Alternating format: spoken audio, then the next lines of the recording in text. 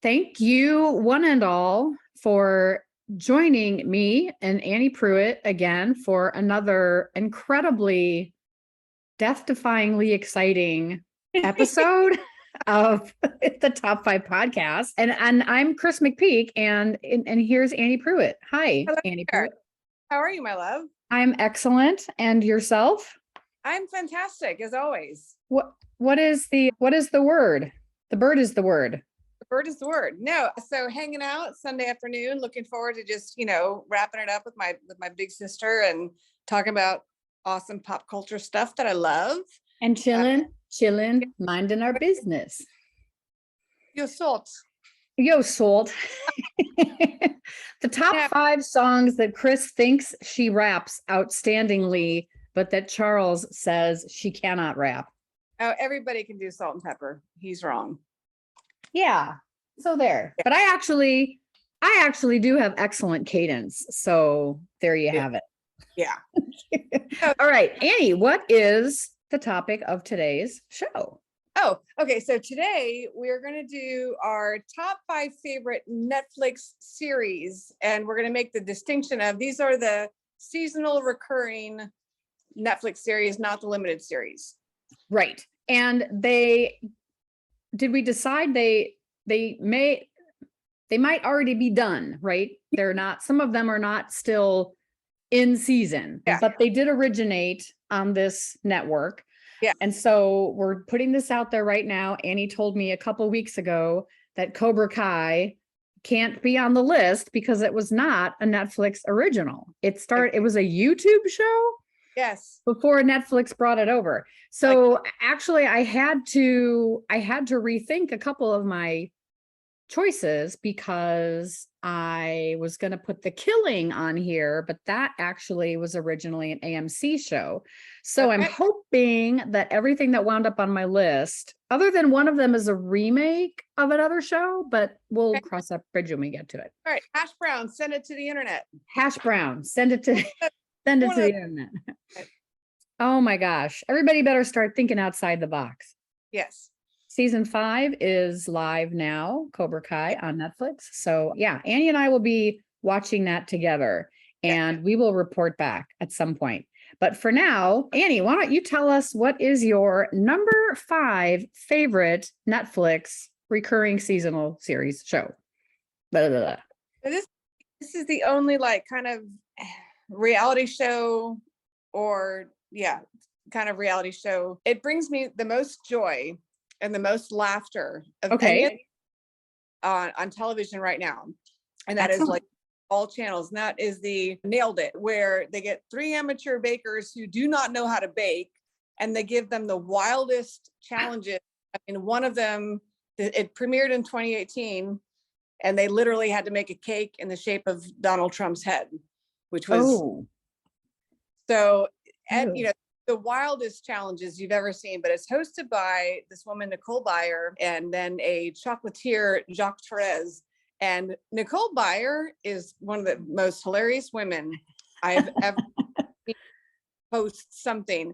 But it's, these people make no mistake. They do not know how to bake and they are going to screw that royally. And they give them challenges that can't possibly be, accomplished. So it's ridiculously funny.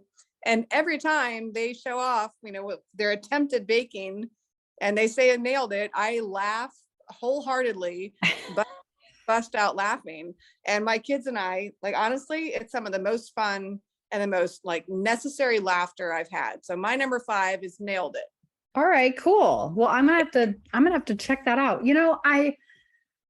I do not watch a lot of reality television, although Charles and I have enjoyed a number of the cooking shows that have appeared, on Netflix, off Netflix, whatever. But yeah, I'll have to give that a I miss some of the cooking shows. I miss Top Chef. I miss Chopped. It's not really a reality show. It's a competition show. So I don't know. Yeah. That's true. And it's total side note here. The whole concept of reality TV has indeed evolved since it became a thing. And I guess, once something becomes a category in the Emmys, that makes it a thing. And I think there's 3 different categories of quote reality reality shows and the Emmys now, but I what's the word I'm looking for? I don't know. I die something. I digress. I digress. Yes, that's the word I'm looking for. We'll have to edit that out, or maybe not. Okay, my number 5 is the 2020. There's only been one season of it, but there is going to be a season 2, and that is the series called Ratchet with Oh. Sarah Paulson and Finn Wittrock. And this is a Winthrop. It's a Ryan Murphy show. I believe he has a contract with Netflix now for producing a number of interesting series. And I was originally going to put this in my limited series list for a different show, but I read up on it and they have ordered a season 2. So this is sort of kind of a prequel to to One Flew Over the Cuckoo's Nest, only not really, because I don't know that Ken Casey had anything to do with the writing of this prequel character, but it is very much a Ryan Murphy show, highly reminiscent of what you might see in American Horror Story. But she plays a younger Nurse Ratchet who may or may not be a lesbian, and I want to say that it's her son that's in this hospital, and anyway, thoroughly enjoyed this. It is dark, it is angry, it is violent, and Sarah Paulson can just do anything. Yeah. She is definitely one of my favorite actresses of contemporary television because she just is everywhere on TV and she can do it all. So Amen. That's my number 5, Ratchet. Oh, I do love her. She's fantastic. Yes. Watched that yet, so now I have something to watch. Okay, well, I always have something to watch. You always have something to watch. Who are we fooling here? Yeah. All right, my number 4 is Orange is the New Black. Yeah. And I don't know what else to say about it other than I could not be more impressed with the character development of some of the women that are portrayed, some of the social issues they have, but overall, it really gives you a glimpse into, people who struggle with kinds of different problems, and they run the gamut. And I was really heartbroken when the series ended. I really thought there were so much more of the characters. But, yeah, I couldn't stop watching it, and I haven't, normally I'll go back and re-binge things that I love. Yeah, it's kind of hard. It's hard to watch because there's certain points where you're like, I can't like emotionally handle this right now. So yeah, it's over the top, and I'm impacted in a way I wasn't anticipating. Yeah, and I absolutely agree with you in that capacity. That resonates with me. Orange is the New Black is on my list as well, a little higher up. So I will reserve the remainder of my commentary for my turn. So yeah, Orange is the New Black. Okay, so my number 4 is a show that is finished, although I have not finished watching it, but it is one of those, I've got to get back in the mix and get caught up. And that's Ozark. I love everything about this show, particularly because I love how Jason Bateman has just kind of, I think he was very involved in the development of it, the producing, the writing. I know he directed several episodes. I think he won a Screen Actors Guild award, not an Emmy, sadly, but the show has been awarded several Emmys, and mostly in the supporting area with Julia Garner. Is that her name? Yeah. Who is plays a supporting role as a devious little local hick girl. Yeah. But yeah, super dark, super interesting to see sort of a, professional family man's turn and, become more of a criminal himself and working to protect his family and try to keep things on the up and up. And, there's so many twists and turns. Laura Linney, who I have not always loved, but have come to really appreciate her talent as an actress, and she is exceptional as well. So when I get my Netflix subscription back this week, I will be digging into that. Of course, that would be after season 5 of Cobra Kai. So that's my number 4, Ozark, which ended in 2022. Ozark, I've seen from beginning to end, so I'm not going to say anything. Okay. I won't spoil anything for you. I want to punch Wendy Bird in the face. I just want to. I love that show. It's not on my top 5. It was a not, it was a definitely a potential because I want to go play pool and drink beer with Jason Bateman so badly. Yeah. He's one of Yeah. my performers, period. And Julia Gardner, I want to go hang out and listen to country music and drink. Go figure. Like a lot of people I want to drink beer with. But yeah, I that's get it. it. What a great show. It was up there when I was trying to put my list together, but I concur. I'll wait until you've watched the entire thing and then we And can have then we can talk more. Yeah. Because I am behind. I'm several seasons behind. Yeah. I'll get there. Okay. So that was my number 4. And are you up Okay. next? Yeah. 3. I haven't finished the second season of it yet because I really want to rewatch the first season again. But Okay. The Witch, Henry Cavill in his white-haired blondie gloriousness, deliciousness is so good. And the first season, when you watch it, you don't realize how much there's like this back and forth in the timeline. And so that's why I want to rewatch the first season again. But it's just so clever. I mean, it's based on a comic, and I never read the comic, so I probably should. But it's very, it's not sci-fi necessarily, but it's very fantasy, which I love that genre. Yeah. But Cavill is just so yummy. And I think there's a like a very popular meme of Henry Cavill in a bathtub that's going around, but it's a very used photograph, I should say, Okay. because he's delicious. I don't know what else to say about it. But yeah, so once I finish the second season, it may go higher on my list, but right now it is my number 3, The Witcher. Toss a coin to your Witcher. Okay. So I am completely and totally unfamiliar with that show. And I have a hard time right now getting past Henry Cavill as Superman. So I guess maybe this is something to try. Yes, you really must. Okay. What? He is Superman, but I'm sorry, Christopher Reeve was Superman. Okay. He is a Superman. Okay, Superman. Got it. What is Superman? What is Superman? Superman. Okay, that's for another day. So number 3, right? My number 3. My number 3 is Bloodline, which only was on for 3 seasons, but it features the incredible Kyle Chandler, who I love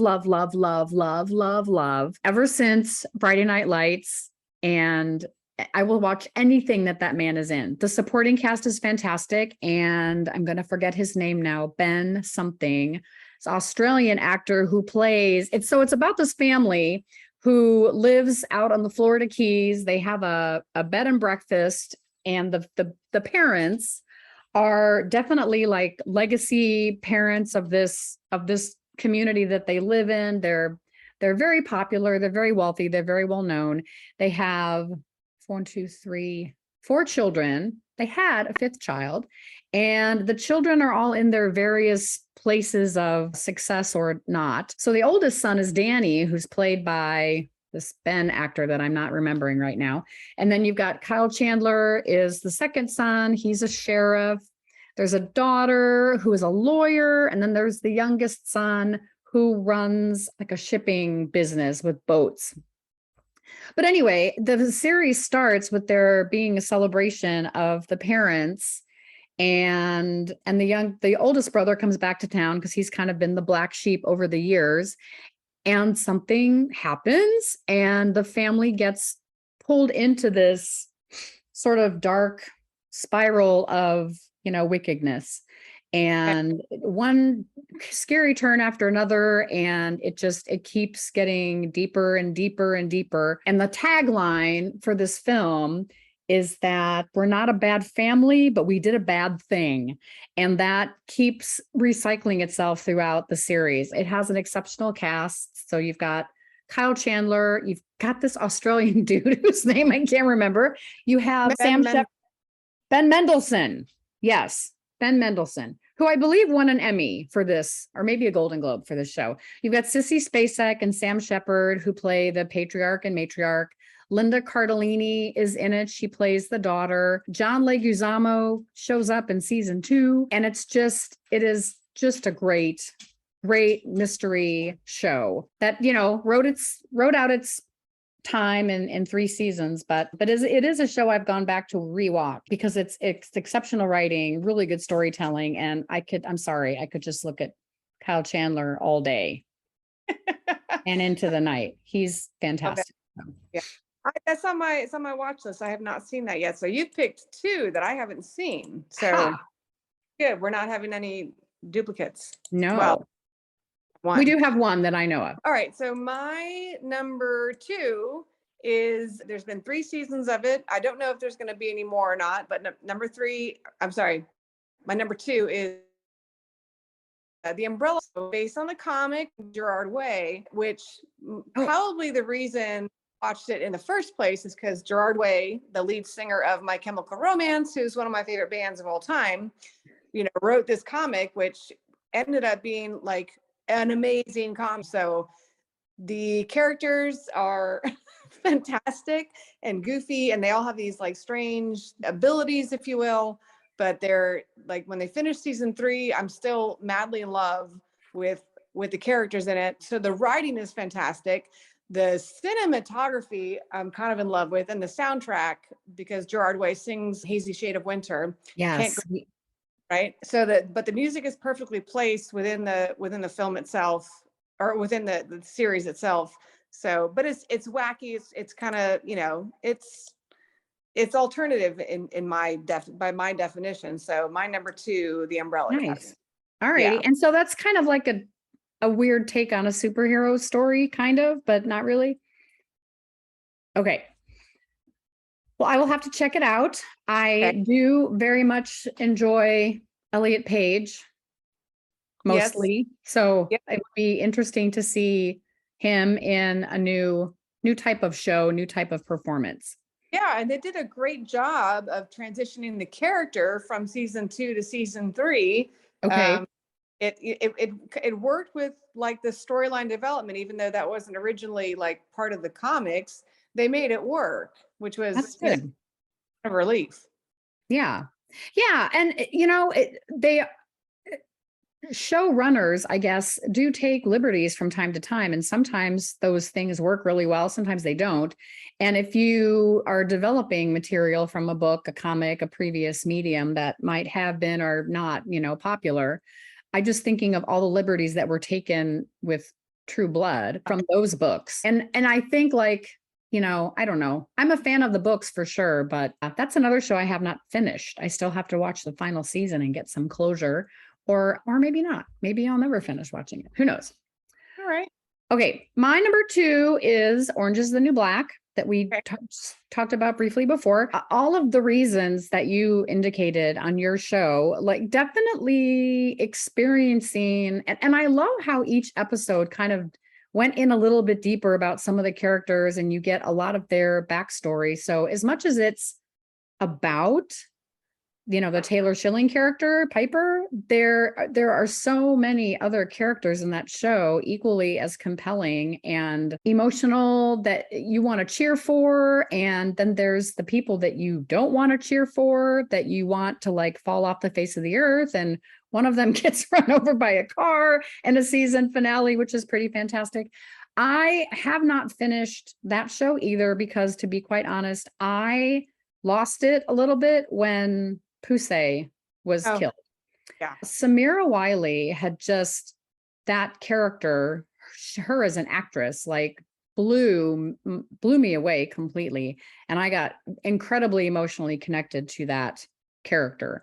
So I've had a hard time going back. And then of course, I go back and forth with my Netflix membership. So I will find my way back to Orange is the New Black and get caught up and finish. But yeah, I think of it, a show that for me, I can watch over and over again, and I find new things with it all the time.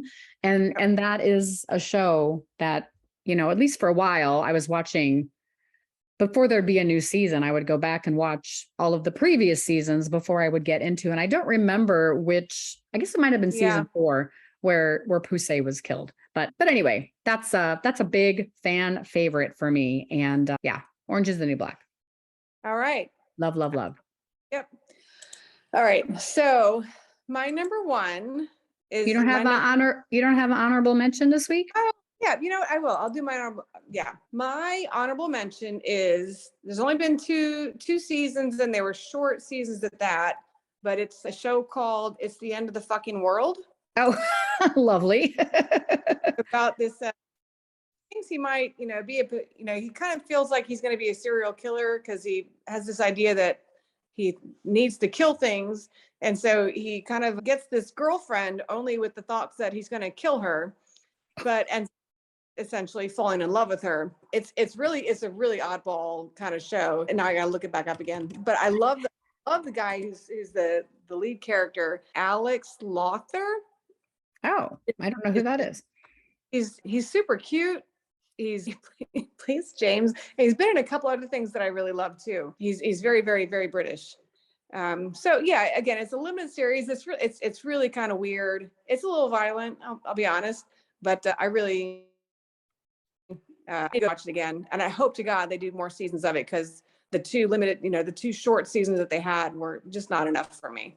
Yeah. So there you go. The End of the Fucking World. The End of the Fucking World. Okay. Yep. My honorable mention is called Sense8.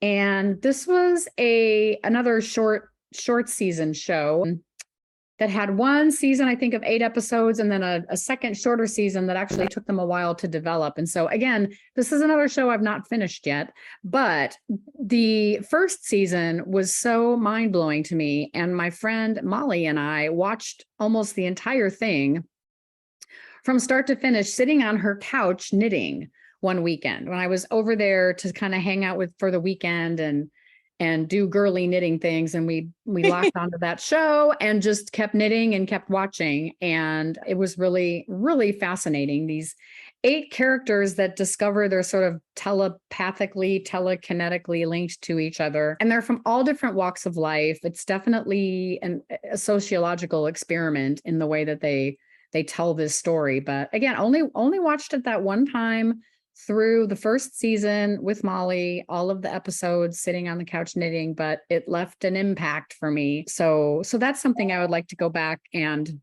explore another time. And yes, my phone is all ringing. right. All right. Yep, so let's. And I haven't seen Sense8. So that's 3 of yours that I have not seen. Oh my Lord. I know. All right. So recap, or do you want me to give you my number 1? Give me the number 1. Let me go number 1. Okay. My number 1 is Stranger Things. Uh-huh. Everything about Stranger Things. And I'll start with number 1. It was Winona Ryder's comeback. Yeah.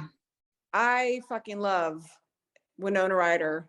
Like, and the fact that she came back as the mom character, Joyce Byers, and her character is just that phenomenal. I love her so much. So she has, her kids, and her son basically gets drawn into the but it's a sci-fi fantasy, show. Millie Bobby Brown as 11 is to die for. She is so good. She is so adorable, and she has really grown and into this character. So, and then the other supporting cast, you got Matthew Modine, you got Sean Astin, Paul Reiser, all these like awesome actors from the 80s, because the show is set in the 80s. Yeah. So for those of us, it's very nostalgic because of between the music and the pop culture things that you see, like, drawn throughout the show. But the whole paranormal aspect of what's going on in the town, I don't know. I can't wait to see the final, like, we're still waiting for the final episodes to come out, and then I can watch it from beginning to end again. I love everything about it, probably. But my favorite thing about it is probably Joe Keery, who plays Steve Harrington, who is absolutely, like, I want to see him do so much more because how much I love him on screen. Mm-hmm. So yeah, I can sit here and talk about Stranger Things for a very long time, but I won't. So that's my number 1. I've seen season 1 of Stranger Things. I did thoroughly enjoy it. I've not gone back. The man that plays the sheriff, I think his name is David Harewood. David Harbour. Okay. So I was recently reminded of the reason that I really like him. And he had a recurring part on HBO's The Newsroom, which is another show incredible show, HBO show that didn't last a very long time, but made a very indelible impact on me. And because he's got a role in that show. So yeah, I will go back and investigate Stranger Things again, you know, with all the other things I have to do on Netflix. This is going to be like the end of my life. It's going to be spending the rest of 2022 finishing all these Netflix shows that I started and loved, some of which are on this list. So I'm a little ashamed of myself right now, but nonetheless. My number one is House of Cards, which is a remake of not another Netflix show. I don't know. It's a remake of a British show that actually takes place in Parliament. But I loved this show from the get-go. And, you know, say what you will about Kevin Spacey and what's going on these days, but is an incredible acting talent, if you know, not a great person these days, but Frank Underwood is a role that only he could have done, I think. And same with Robin Wright playing Claire Underwood.